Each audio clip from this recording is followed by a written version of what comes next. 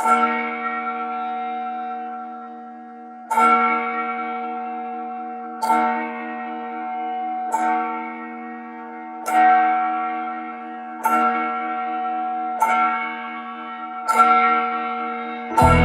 life, there is no beginning, there is no end. Just an endless cycle that has persisted generation after generation. One day, a 12-year-old village boy began a path of his own.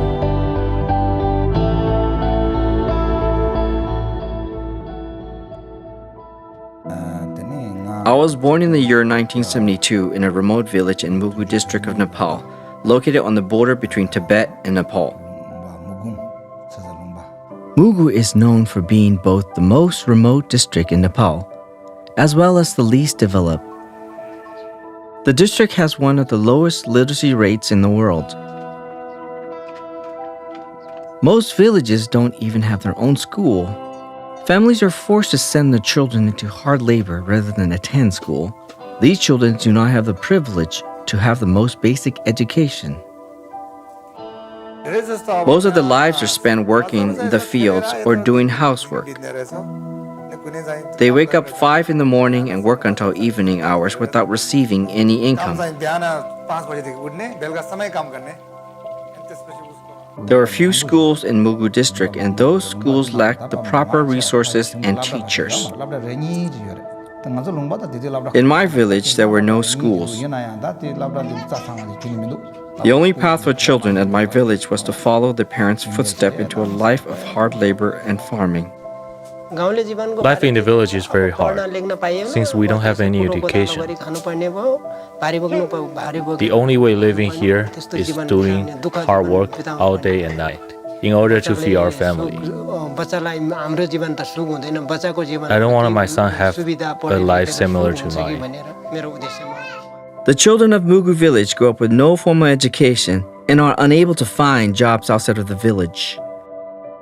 This results in Mugu village falling into a vicious cycle of poverty from generation to generation. When I was 12 years old, a senior monk visited our village and took me to Saṃsāra monastery in Kathmandu. My father sent me to a monastery to study Buddhist teaching under His Holiness Lyogo Khinche Rinpoche, a great master of Tibetan Buddhism. From then on, I lived at the monastery for 14 years. When I met His Holiness Lyogo Khinche Rinpoche, he had such a wonderful vibe around him that for a second I thought he was God who appeared out of nowhere in my life. At the monastery, we were only required to learn Buddhism. There was no education in modern language like English or Nepalese. Without the ability to properly read and write English, it is very hard to survive in this world. For example, when uneducated people from my village travel to cities, they face difficulties finding good paid work. At Chichen, my master taught us the importance of developing compassion within ourselves and for others. After His Holiness passed away and went to Nirvana, I continued his ideology and began my own journey of helping others in need.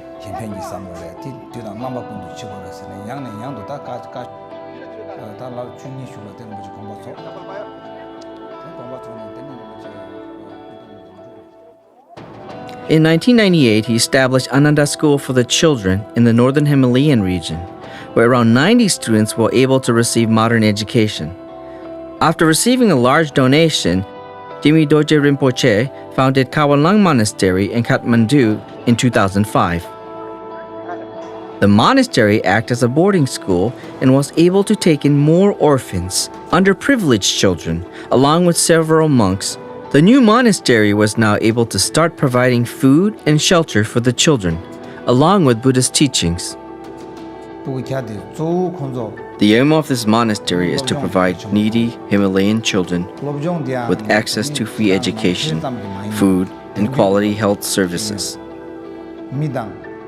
Education includes Buddhist philosophy and also modern subjects like English, science, computers, mathematics, etc. If the children want to leave Lamahood, they will need more than just Buddhist teachings to succeed. I want the children to spread their knowledge back to the villages and support their families. If they are unable to do that, then at least their lives will be worthwhile. That is my wish.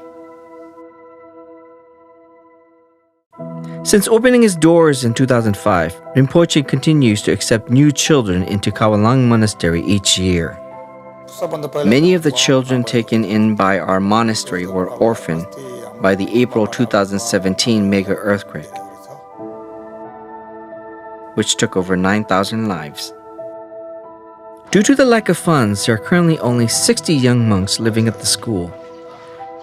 There are many children from rural villages that want to attend, but sadly, most must be turned away due to limited resources at the school. The Kawalang Monastery wishes to acquire more funding to take in more children from numerous poor villages in the Himalayan region. Our monastery faces financial difficulties from time to time. It has been hard to provide our monks with proper clothes to wear, food to eat, and books to read.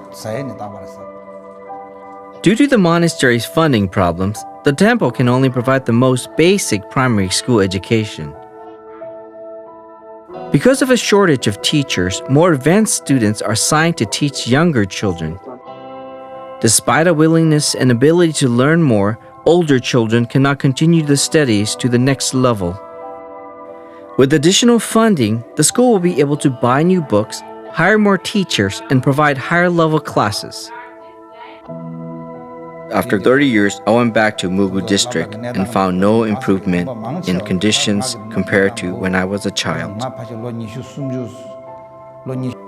Anyone would be surprised that there are still children living without proper clothing, hospitals, or schools. Seeing them live in 17th century condition is very hard to bear. However, Rinpoche does not want the children's future to be like this. He hopes that in addition to learning Buddhist teaching, these children can have a complete higher education. Every child is like a seed. As long as you cultivate it patiently, it will grow into a large tree and then continue to spread more seeds for the future. Who knows? These monks might even change the world someday. I will share my knowledge of what I've learned here. When I grow up, I will become a teacher and teach other people in my village. I will teach them how to become a good person, just like how Rinpoche taught me. There are many villages in the world that are as poor as Mugu village, where the children cannot receive a good education and are caught in a cycle of poverty and pain. For the past few years, Rinpoche and many compassionate people try to provide as much help as possible in order to change the children's path. If I weren't at Kawalung, I would have never acquired the well-rounded education I needed to succeed in life. Instead, I would be working in my village as a laboring farmer. My main goal after completing my education is to go into undeveloped villages in our country, like my own village Mugu, and help the people living there. We may not know exactly how Saṃsāra works, but we can use our power to improve the opportunities for the younger generation and help them break out of a hopeless cycle and pursue a brighter future. In the future, we have big dreams and projects for the Kawalang Monastery to serve more needy children in the undeveloped regions of Nepal.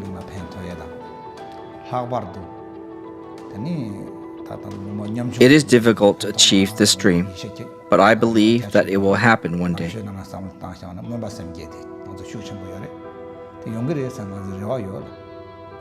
I don't care about my own hardships, but I do care that these unprivileged children have an opportunity to prosper in their lives.